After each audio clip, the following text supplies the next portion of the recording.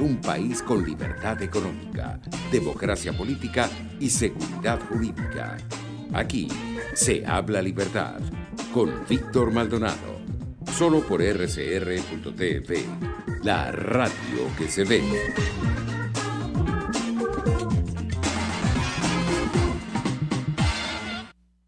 Bueno, y volvemos con Aquí se habla libertad, agradeciendo la presencia de Miguel Velarde, arroba Miguel Velarde, economista, analista político, analista económico y por supuesto con la gratísima presencia de nuestro contertulio de todos los viernes, Daniel Laud, arroba Daniel Laud. Bienvenido, Miguel, y sin perder demasiado tiempo, quiero que nos deje una primera caracterización de esto que está ocurriendo en América Latina, porque están ocurriendo cosas. Daniel, y a todo el equipo un gran saludo y un placer siempre estar con ustedes. Bueno, veía un poco la promoción del programa y creo que el título es perfecto, ¿no? América Latina en llamas. Pero lo que sí creo que vale la pena rescatar es que primero no debería sorprender a nadie lo que está ocurriendo, porque lo que estamos viendo, por ejemplo, que está pasando en Colombia, lo que estamos viendo, por ejemplo, en Perú, que enfrenta una gravísima amenaza de caer en manos de la izquierda y del chavismo regional, es un plan ejecutado desde hace muchos años por la misma gente, con los mismos métodos y con el mismo objetivo, que es tomar el poder y no soltarlo más, ¿no? Y son diferentes, parecieran diferentes estrategias. En Colombia se busca generar caos, se busca desestabilizar un gobierno democrático, un gobierno legítimo como el de Iván Duque, mientras que en Perú se busca llegar a través de la vía electoral porque creen que tienen una oportunidad, pero de nuevo el objetivo sigue siendo el mismo, ya sea por votos o ya sea con caos.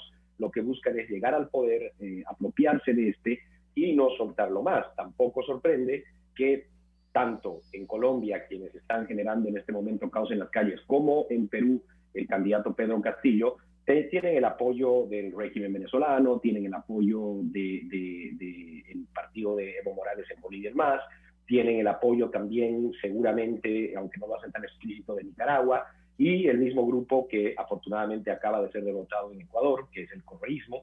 Es el mismo grupo de izquierda que está buscando, en algún momento se definió muy bien como el Foro Sao Paulo, ahora tienen un nuevo disfraz que es el Grupo de Puebla, pero están muy activos en esta coyuntura actual.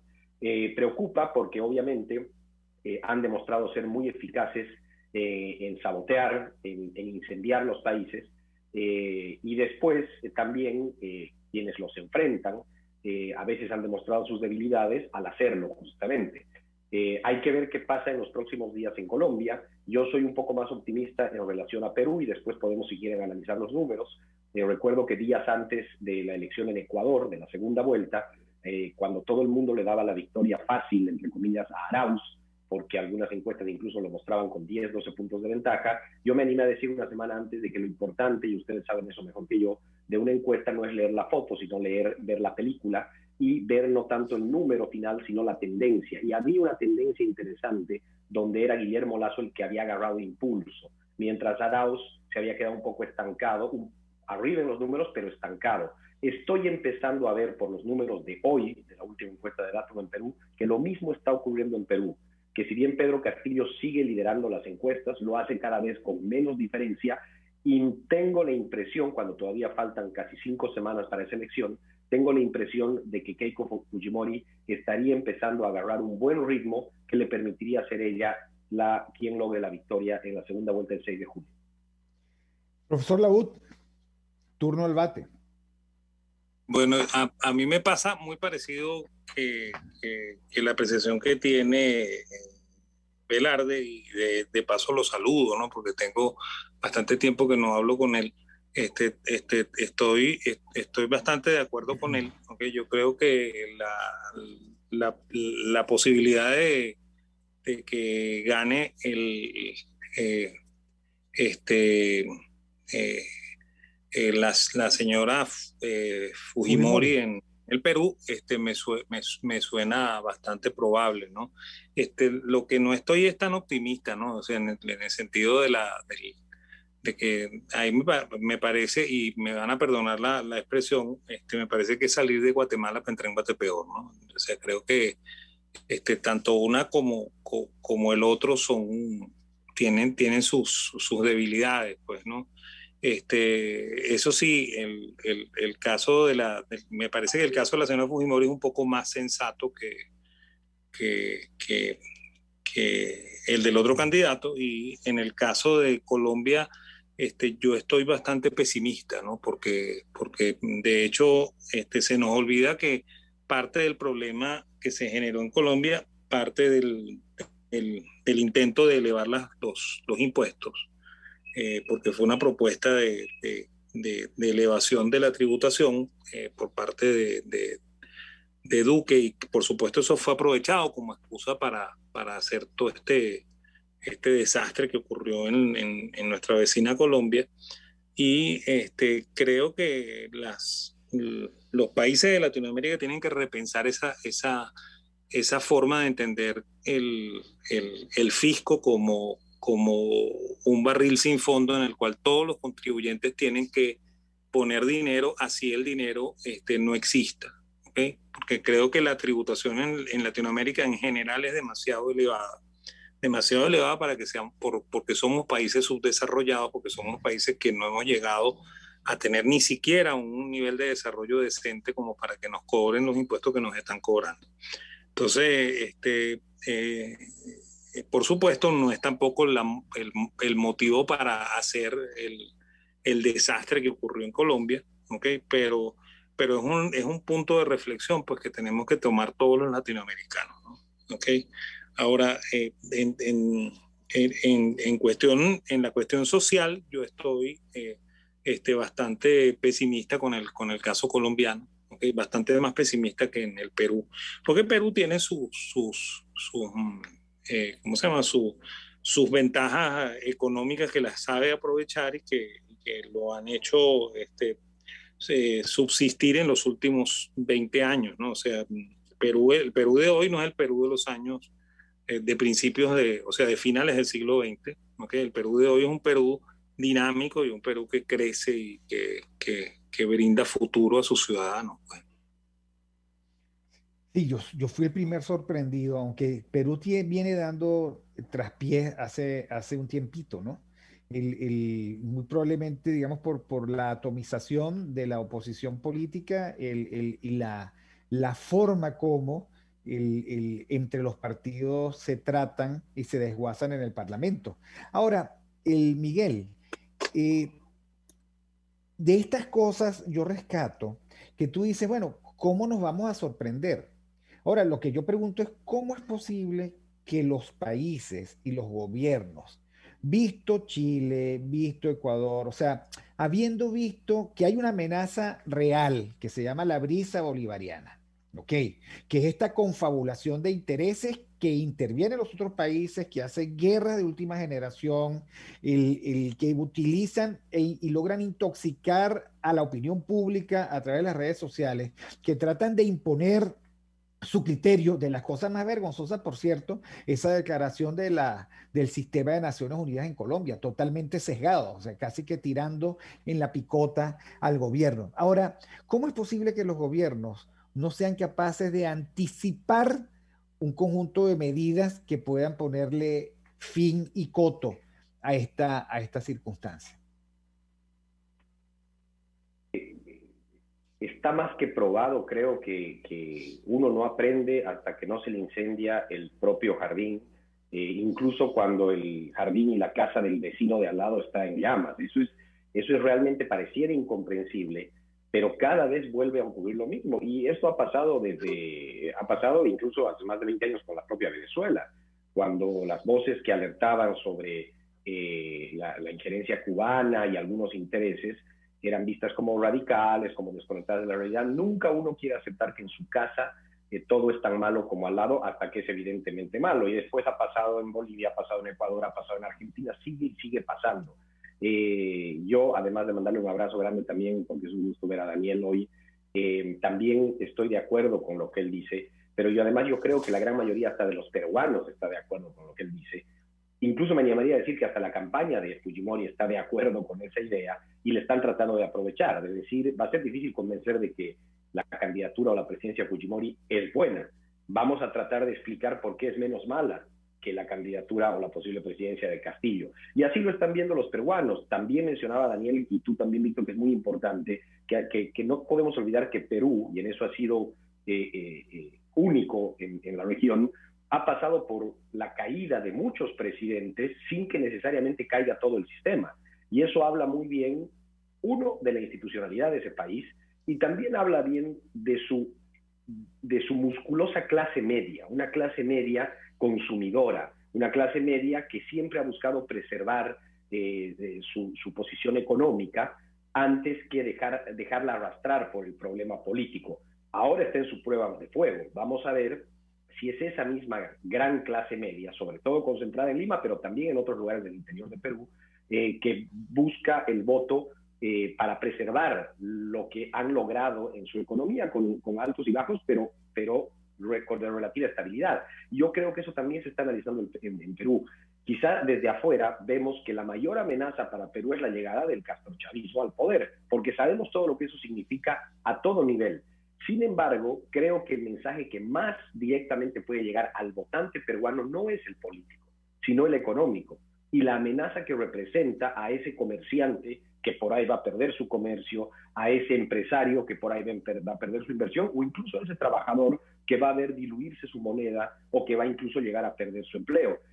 Yo creo que es muy importante que en Perú, por ejemplo, ahora se hable de esa realidad. En relación a Colombia, que es algo que preocupa mucho también, a mí no solamente me alarma ver que no hayan visto, como bien dices tú, Víctor, que no hayan visto sobre todo Colombia, con todo lo que significa estar al lado de Venezuela todos estos años, que no hayan logrado evitar lo que hoy está pasando, pero me alarma todavía mucho más ver cómo incluso pasando lo que hoy está pasando y sabiendo quiénes están detrás de eso, estoy hablando hasta de artistas, incluso políticos, actores de la sociedad civil, siguen comprando ese discurso que obviamente es manipulado, demagogo, etcétera, sin darse cuenta de que se están haciendo sin querer parte de un movimiento que al final va a ser peor para absolutamente todos, incluido para ellos. Esto nos lleva, y con esto termino, a recordar cuántas veces y cuánta gente hoy se arrepiente en Venezuela de haber apoyado, o por lo menos no haber enfrentado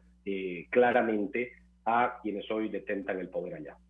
Sí, es la declaración políticamente correcta. Te estás refiriendo, por ejemplo, a una declaración de una mujer inteligente, pero que también, digamos, tiene muchos años sin vivir en Colombia, una mujer que tiene intereses filantrópicos en Colombia, pero que lo ve a la distancia. Shakira hizo una declaración infeliz.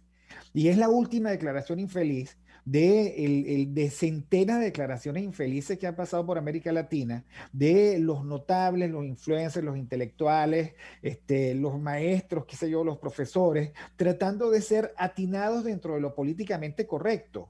Me parece que en América Latina ir contra los gobiernos es mucho más ganancioso que tener una posición centrada y un verdadero análisis. Es trágico porque en lugar de pensar ¿qué es lo peor que le puede ocurrir a Colombia? Que se debiliten sus instituciones y que caigan en manos de la violencia. ¿O es que pretenden que hay alguna solución posible quemando edificios, aterrando a la gente, matando policías? ¿Pretenden algún status quo que sea sostenible sin orden social, sin que las fuerzas del orden, sin unos mínimos consensos alrededor de lo que es la calle? Bueno, de eso vamos a seguir conversando al regreso de las noticias leídas maravillosamente por Marilia García. Estamos con Daniel Laud y Miguel Velarde, América Latina en llamas.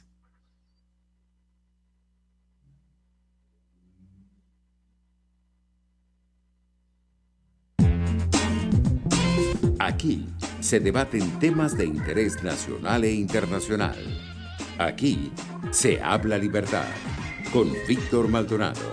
Solo por RCR.tv, la radio que se ve. Puedes seguirnos en nuestras redes sociales.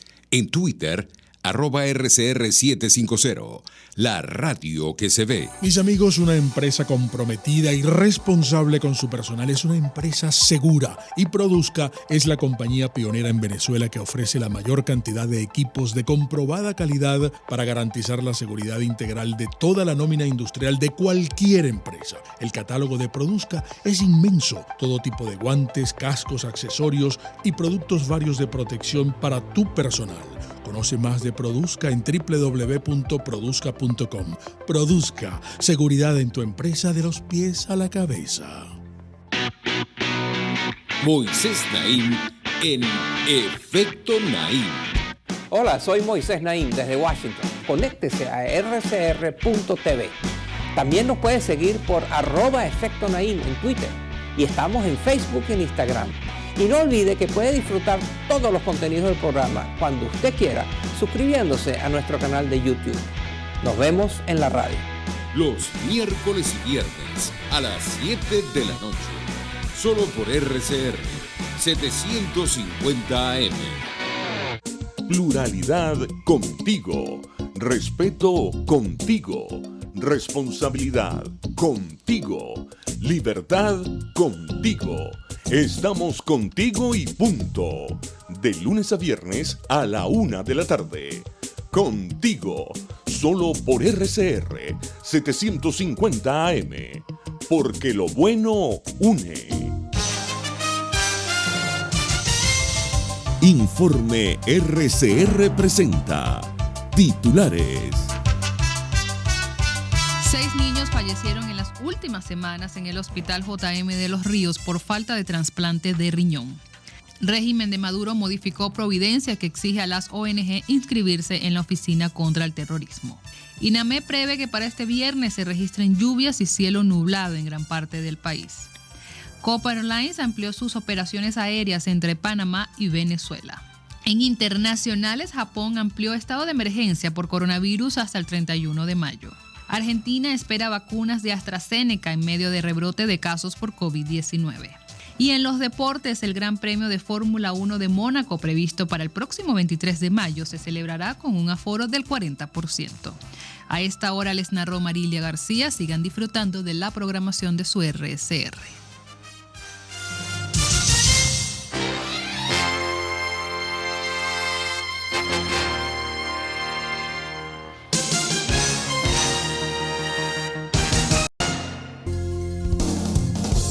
RCR 750 AM. Porque lo bueno une.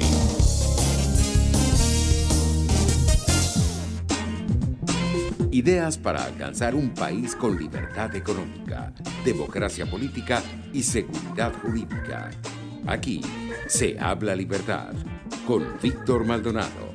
Solo por rcr.tv, la radio que se ve.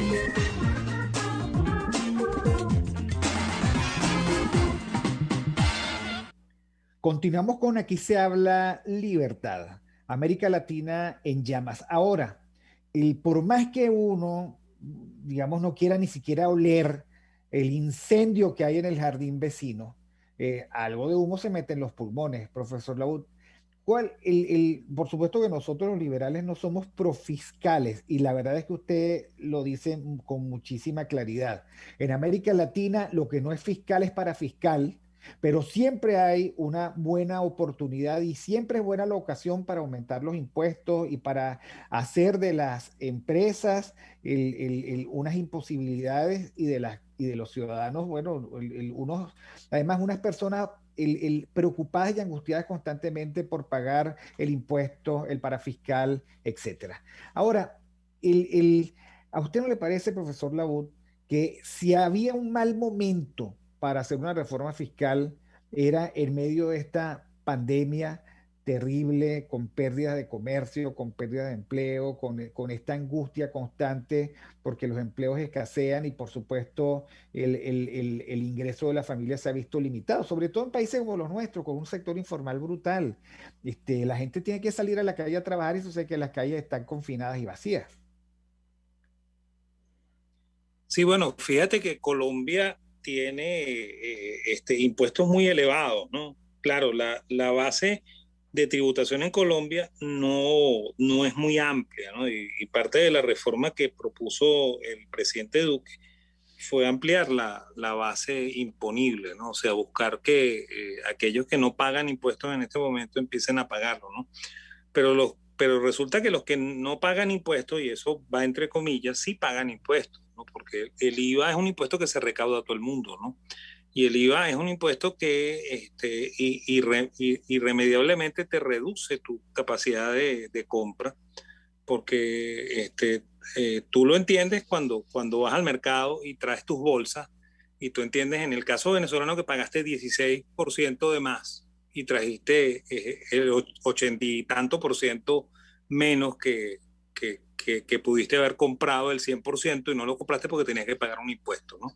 Y bueno, ese impuesto lo paga todo el mundo, lo pagan los pobres, lo pagan los ricos, ¿ok? Es un impuesto muy injusto porque es un impuesto indirecto, o sea, porque precisamente perjudica el nivel de ingreso de la población.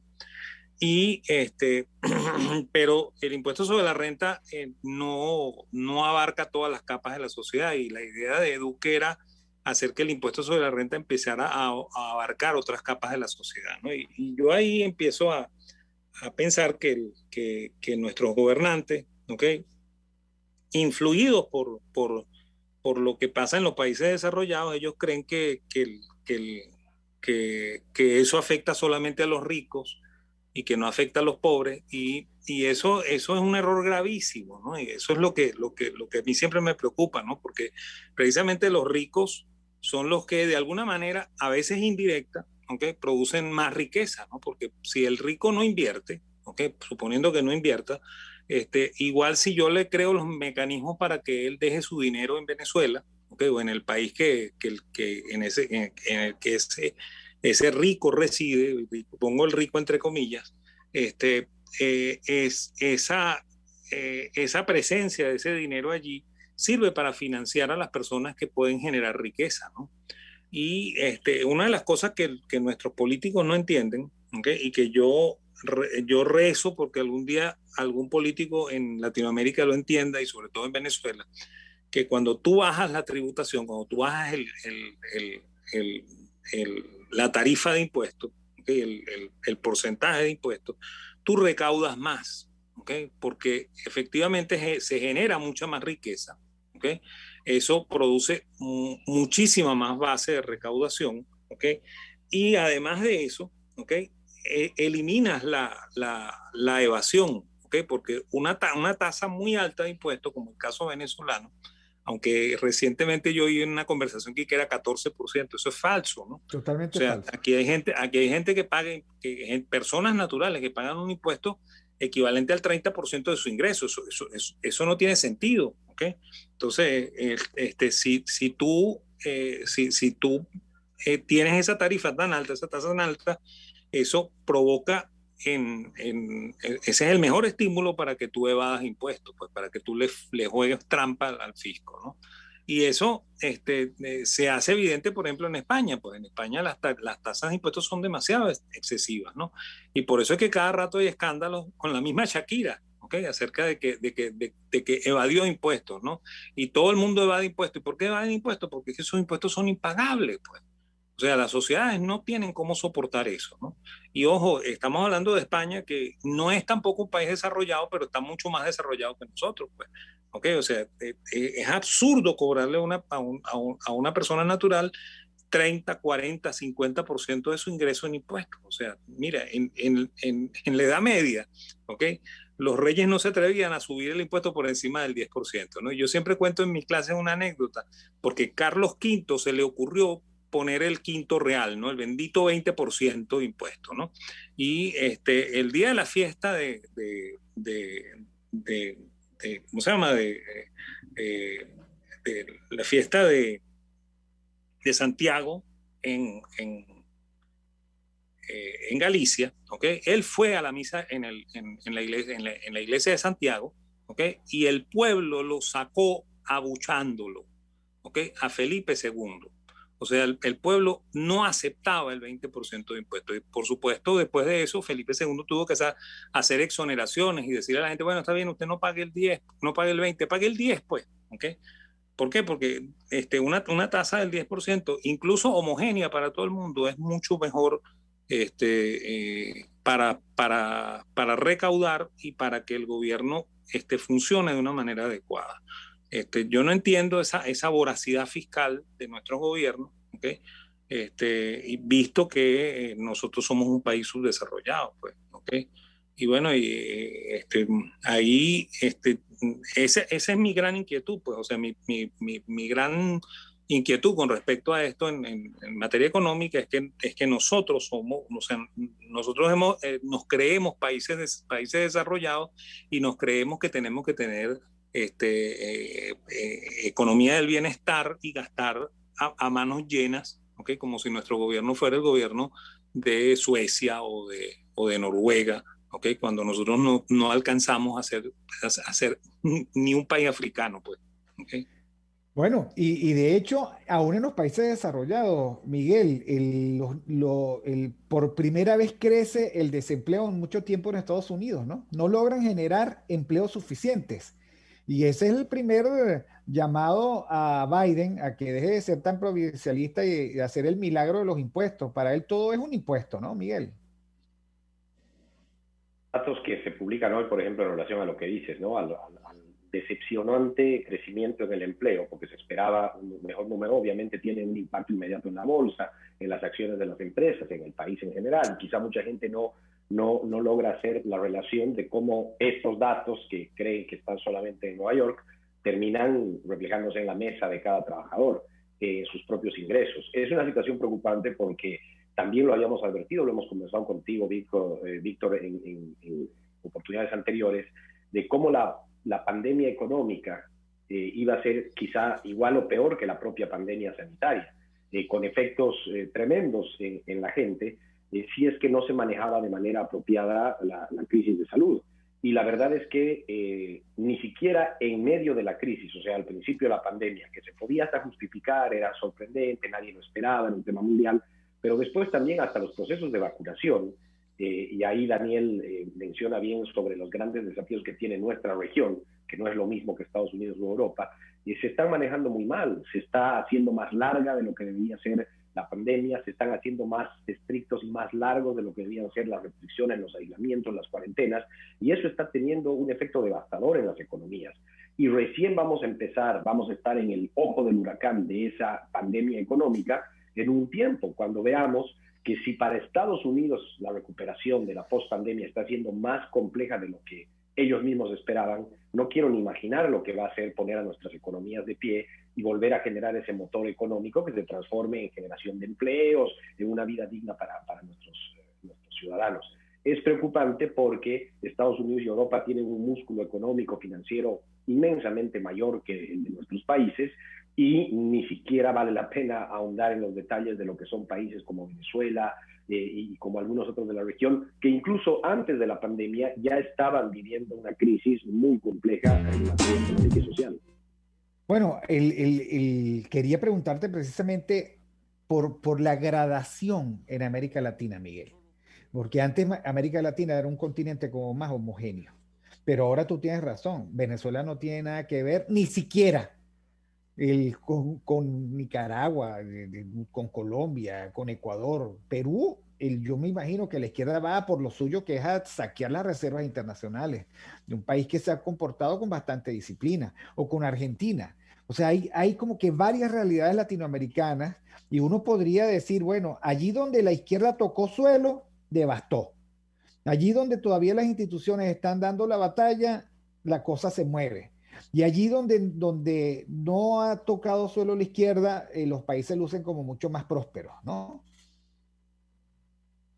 Interesante, y quizá ameritaría todo un programa de análisis, porque estamos viendo varias Américas Latinas en América Latina. Y además este modelo castrochavista de izquierda en la región, el socialismo en general, es muy malo para hacerlo bueno, pero muy bueno para hacerlo malo. Entonces es una mezcla entre que son absolutamente ineficientes e ineptos para manejar las economías y el desarrollo de los países cuando llegan al poder, pero de paso son muy eficientes para saquear los países. Entonces, claro, la debacle es total y es más rápida de lo que podía imaginarse, y eso te lleva. Ni siquiera necesitamos, Víctor, ver el ejemplo de Venezuela, que evidentemente es una realidad en sí misma a nivel prácticamente mundial, más parecida quizás a algunos pocos países del África que a otros países de la región. Pero veamos lo que ha pasado en la última reunión del Mercosur. donde ha habido un encontrón entre el presidente uruguayo Lacalle y el presidente argentino Fernández, porque básicamente, y en otras palabras, pero traducido, Lacalle ha dicho, yo no puedo seguir dejándome arrastrar por los problemas de la Argentina. Entonces, quisiera pedirle al Mercosur que permitan a nuestros países hacer acuerdos comerciales con Europa, por ejemplo, por nuestra cuenta, porque como bloque no estamos logrando cumplir los requisitos que Europa nos pide, pero no es por culpa de Uruguay, es por culpa de Argentina. Entonces, incluso a ese nivel, con países tan grandes y prósperos históricamente como Argentina, ya estamos viendo también algunas diferenciaciones que están logrando lo que en algún momento parecía imposible, que es que hacer bloques sea menos eficiente que cada país vaya por su cuenta. Cuando la concepción originalmente de hacer estos bloques entre países era justamente tener mayor músculo y un mejor perfil a nivel comercial, a nivel económico, etcétera. La verdad es que se están haciendo tan grandes las diferencias y todas estas diferencias tienen el mismo origen político ideológico que vamos a tener por lo menos 2 continentes en uno, donde unos países no van a querer su oportunidad de crecimiento y desarrollo por culpa de cómo ellos ven otros países que son al final quienes los están jalando para abajo. Una pregunta adicional antes de darle el pase al profesor Labut. Brasil, ¿cuál es el desempeño económico de Brasil? Porque el otro problema es la sordina, ¿no? Los medios de comunicación siempre hablan mal de Brasil, no nos dejan, digamos, valorar su economía o el desempeño del presidente el actual. País inmenso, y como todo país inmenso tiene sus complejidades, pero también tiene sus ventajas. Porque entre otras ventajas, por ejemplo, el consumo interno de Brasil es gigante, entonces puede mantener moviendo una economía y un cierto consumo y demanda localmente. Y yo creo que Bolsonaro ha apostado a eso, incluso en plena pandemia. O sea, Brasil ha enfrentado una situación sanitaria y de salud tremenda, con números de contagios y muertes altísimos, una grave situación, muy criticada por sectores, pero yo creo que el gobierno actual de Brasil está apostando a la post-pandemia.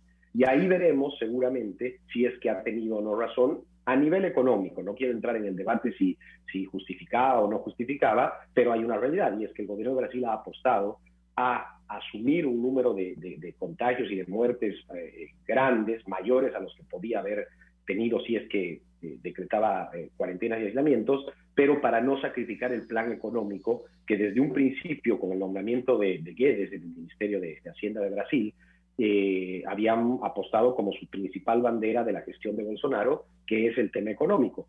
Y al final no son solo los de Brasil, sino que son muchos los que piensan que más allá de lo sanitario, más allá incluso de lo social, etcétera, lo político se mueve de acuerdo a cómo se mueva la economía.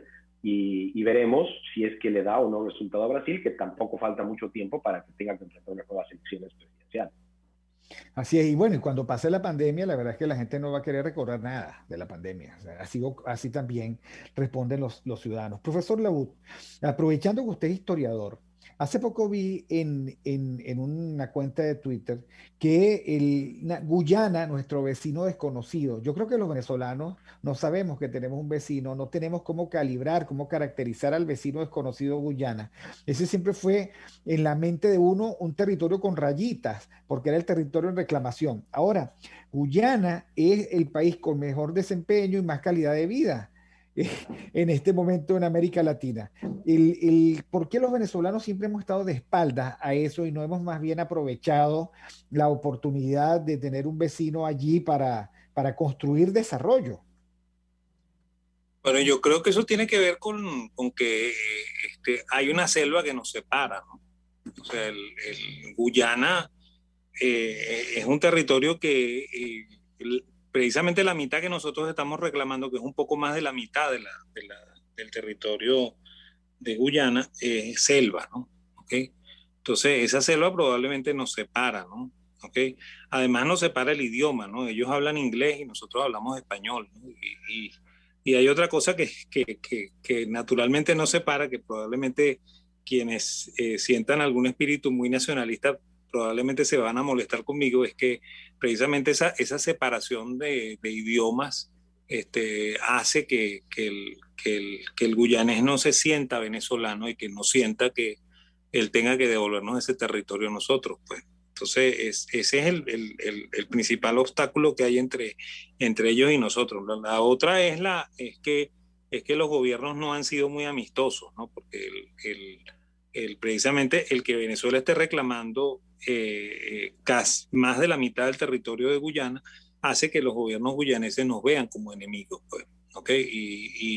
Y creo que no hay un acercamiento efectivo entre las dos naciones para poder promocionar una suerte de comercio, ¿no? Y de hecho también el repunte que tú estás viendo, ¿okay? Y que cualquiera que vea cifras de países latinoamericanos se va a sorprender de lo que está pasando en Guyana, es producto del petróleo, ¿no? O sea, ellos están explotando petróleo en la zona que nosotros estamos reclamando. Eso, por supuesto, fue lo que más incendió el debate en los últimos meses. Y esa explotación del petróleo está generando en el pueblo de Guyana lo mismo que generó en los años 20 la explotación petrolera en Venezuela. Pues, o sea, es un producto nuevo y además un producto con un margen impresionante, ¿okay? Que está explotado por las transnacionales, que es lo mejor que les puede haber pasado a los guyaneses. Eso les debe estar ofreciendo a ellos una ventaja de ingresos impresionante, y además de eso toda una base de interconexiones, ¿no? Porque el petróleo no solamente es sacar aceite del subsuelo, ¿okay? Sino que genera toda una cadena de producción alrededor de él que aviva el crecimiento económico en el país en el cual se está explotando, ¿no? Y eso fue lo que nos pasó a nosotros en los 20, pues. O sea, el gran secreto de Venezuela, el gran secreto del crecimiento que Venezuela experimentó desde 1920 y que casi que no se detuvo hasta el año de 1970, fue el haber tenido transnacionales, y que las transnacionales sacaban petróleo, que cada vez contrataban más venezolanos y traían menos norteamericanos, británicos y holandeses a sus oficinas, sino que contrataban más venezolanos, y además de eso compraban productos en Venezuela. Pues muchos de los insumos que compraban las transnacionales en Venezuela eran insumos nacionales. De hecho, la antigua Vencemos, que hoy en día no produce ni una tonelada de clínker, ¿okay? Producía cemento para las petroleras, pues. Y eso brindó crecimiento económico para toda la nación. Nosotros creemos, o sea, nos han hecho creer, y los alumnos de las escuelas de economía les hacen creer que eso fue producto del gasto público, y es falso, ¿no? Venezuela tenía un gasto público muy bajo. Quien generó todo ese crecimiento impresionante fueron las petroleras, ¿okay? Que yo añoro inmensamente y que nosotros sacamos del escenario en los 70 cuando nacionalizamos, y además lo sacamos y convertimos al petróleo en un producto político, ¿okay? Que fue el peor error que habremos cometido nosotros en la historia, porque ese commodity es un producto económico, es un factor de producción, no es un producto político, y nosotros tergiversamos el mercado creyéndonos dueños de una riqueza que no es riqueza hasta que no se saca y se vende. Miguel, ya estamos a punto de cerrar, pero quiero saber, digamos, tu pronóstico de corto plazo con Perú, con Colombia y en general con América Latina, desde el punto de vista político y económico. Y tienes solo 30 segundos. Y voy a aprovechar los primeros 5 diciendo que la región, si algo es impredecible, y con eso me cubro un poco. Pero si me combinas a decir algo, yo diría que repetiría lo de Perú. Creo que hoy la tendencia está favoreciendo a Keiko Fujimori, y creo que uno de sus mayores ayudas, si es que ella finalmente logra la presidencia, va a ser justamente el otro candidato, Pedro Castillo, sus ideas y sus aliados. En relación a Colombia es todavía más impredecible. Esperemos que la sensatez se mantenga, sobre todo en un país que ha vivido décadas de violencia, de mucha muerte, de mucho sufrimiento, y más allá de los... Porque también hay que admitir, como bien decía Daniel, o sea, a quienes buscan desestabilizar, también de este lado a veces los ayudamos con errores que cometemos, pero más allá de eso yo creo que Colombia tiene que buscar preservar su institucionalidad, su estabilidad y su democracia, derrotar a la violencia que existe allá, y que está buscando renacer hoy, y además tiene unas elecciones el próximo año, que es donde se tiene que definir, como en cualquier país democrático, el futuro de lo que los colombianos elijan. ¿Podrá gobernar Lasso? Esperemos que sí. Yo veo también con optimismo el inicio incluso antes de asumir la presidencia. Creo que tanto en su campaña hacia la segunda vuelta como en este proceso de transición está haciendo alianzas importantes, está logrando ganarse la confianza de sectores que antes lo veían con muchísima desconfianza, y Ecuador tiene una oportunidad de oro con a la cabeza Lasso de esta, no solamente a nivel económico, sino también a nivel político en la región, porque viendo justamente lo que está pasando en Colombia, lo que ha pasado en Argentina y lo que pasa en otros países, creo que una voz y un liderazgo como el de Guillermo Lasso, comprometido con la democracia, con la libertad, con los ciudadanos, puede volverse un faro y una guía importante, no solamente dentro de Ecuador, sino también para toda la región. Bueno, su palabra vaya adelante. Muchísimas gracias a Miguel Velarde, @Miguel Velarde, analista político y económico, economista, y por supuesto, muchísimas gracias a Daniel Laud, @Daniel Laud, nuestro contertulio de los viernes. Pasamos revista por América Latina. América Latina sigue teniendo unos desafíos inconmensurables, y ojalá la sensatez, pero también la capacidad de anticipación de los que luchamos por la libertad se imponga. A veces nos toman desprevenidos porque nos comemos nuestros propios cuentos. No, el enemigo está allí, el enemigo no va a desaparecer, y la lucha por la libertad es precisamente su constante vigilancia, parafraseando a uno de los padres fundadores de Estados Unidos. Gracias a Jaime Nestares en la dirección general de la estación, a Wilip Sarcaya en la gerencia de producción, Catherine Manzano en la producción, César Arteaga en los controles y Marilia García, que redacta las noticias que después lee, y por eso le quedan tan bonitas. Saludos a todos, que tengan un buen fin de semana y nos vemos el próximo lunes. RCR presentó Aquí se habla libertad con Víctor Maldonado, solo por rcr.tv, en Twitter y Periscope, @RCR750, la radio que se ve.